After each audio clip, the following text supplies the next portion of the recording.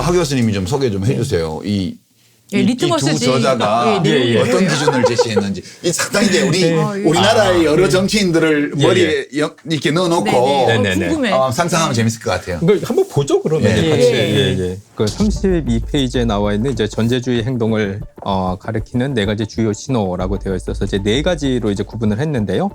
이제 첫 번째는 이제 민주주의 규범에 대한 거부 혹은 규범 준수에 대한 의지가 부족한지 아닌지를 파악을 해야 된다.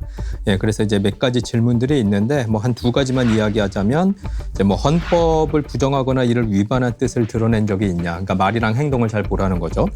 그 다음에 선거 불복 등 선거제도의 정당성을 부정한 적이 있느냐. 뭐 이제 이런 것도 좀 파악을 해야 된다라는 것이고.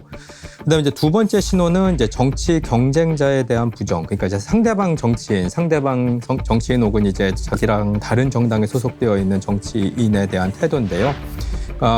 정치 경쟁자를 이제 전복 세력, 헌법 질서의 파괴자라고 비난한 적이 있냐? 뭐 이건 우리도 많이 자주 보는 저 방금 본 유튜브에서도 본 것 같은데. 그렇죠. 거의 하루에 한 번씩 듣는 말 같죠. 뭐 중국 좌파와 적폐 세력 뭐 이래서 이제 그렇죠.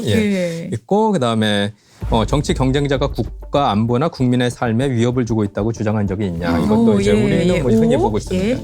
그러니까 이제 경쟁을 해야 되는 건데 이제 상대방과 경쟁. 그러니까 이제 여야가 서로 경쟁을 하는 건 좋은 건데 근데 이제 여야가 각자 상대방을 절멸의 대상으로 삼기 시작을 하면 그러면 이제 문제가 된다는 그런. 두 번째 기준이 하나 더 있다. 정치 경쟁자가 외국 정부, 일반적으로 적국, 과 손잡고 혹은 그들의 지시에 따라 은밀히 활동하는 스파이라고 근거도 없이 주장한 적이 있는가. 이거 친북 세력, 막 그런 얘기 막 많이 하시잖아요. 그렇습니다. 근데 좀 이따가 정리해드릴게요. 그다음 이제 세 번째 신호는 이제 폭력에 대한 조장이나 묵인인데 이제 뭐 개인적으로 혹은 정당을 통해 정적에 대한 폭력 행사를 지원하거나 부추긴 적이 있느냐. 뭐 우리 옛날 역사 보면 뭐 암살 뭐 이런 거 이제 뭐 그런 케이스가 될 것 같고요. 그다음에 이제 폭력에 대한 비난이나 처벌을 부인함으로써 지지자들의 폭력 행위에 암묵적으로 동조한 적이 있는가 그런 거죠. 요거 트럼프 대통령 대통령이죠. 국회의사당 점거 사건 때 딱 진행되는 거죠. 트위터를 가장 많이 잘 활용하시는 분, 계속 이런 폭력 메시지 막 내세우고요.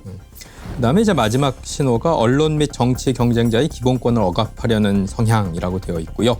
그래서 명예훼손 비방 및 집회를 금지하거나 정부 및 정치 조직을 비난하는 등 시민의 자유권을 억압하는 법률이나 정책을 지지한 적이 있는가. 그리고 상대 정당 시민단체 언론에 법적 대응을 하겠다고 협박한 적이 있는가? 이것도 너무 많이. 저는 정치할 때 한 번도 안 했어요.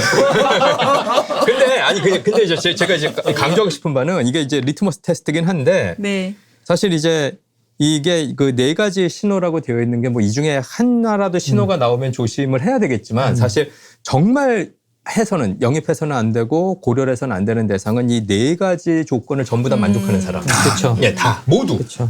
모두 만족하는 사람은 그러면 히틀러나 차베스인 거지. 그렇죠. 아니 어떤 항목을 볼 때마다 누군가가 떠올라 어떤 사건이 떠오르고. 그리고 우리가 사실은 상당히 위대한 정치인으로 알려져 있는 사람들도 여기 기준에 보면 통과 안 하는 부분들이 있어요. 그러면 혹시 우리 맞아요.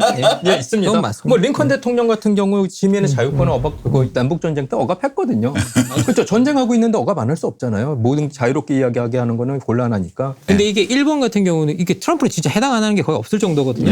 근데 정말 가장 좀 심각했던 거는 저는 뭐라고 생각이 드냐면 선거 캠페인 내내 사실 2016년부터 폭력이나 뭐 이런 것들을 갖다 용인하고 있었어요. 상대방이 하는 그런 것들을 용인하고 있었고 그리고 저는 언제 좀 이거 진짜 문제가 되겠구나라는 생각이 들었던 건 뭐였냐면 사실은 선거 결과가 나왔는데 2016년, 2020년 말고요.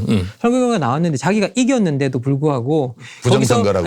일반 투표에서 졌잖아요. 일반 투표에서 진 게 부정선거라고 하면서 이걸 갖다 부정선거를 자행한 이게 힐러리 측을 처벌해야 된다는 식으로 이야기를 하면서 나왔었거든요.